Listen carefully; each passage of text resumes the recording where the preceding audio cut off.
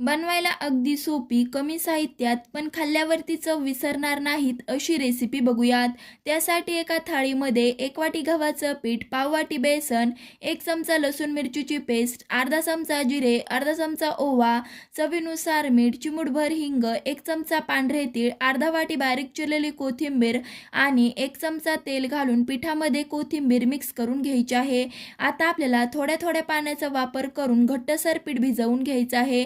बघू शकताय तुम्ही इथे मी थोड्या थोड्या पाण्याचा वापर करून पीठ मळून घेतलं आहे. छोटासा गोळा काढून एकसारखं करून पिठाचा वापर न करता अशीच आपल्याला पातळ पुरी लाटून घ्यायची आहे. चला तर आता आपण तळून घेऊ. तळण्यासाठी तेल आधीच गरम करून घेतलं आहे. मिडियम गॅसवरती पुरी सोडून दोन्ही साईडने अलटपलट करत खुसखुशीत होईपर्यंत तळून घेऊ. तळ्यावरती काढून घेऊ. तयार झाली 8 ते 10 दिवस टिकणारी कोथिंबीरीची पुरी. आवडल्यास लाईक, शेअर, सबस्क्राईब नक्कीच करा. धन्यवाद.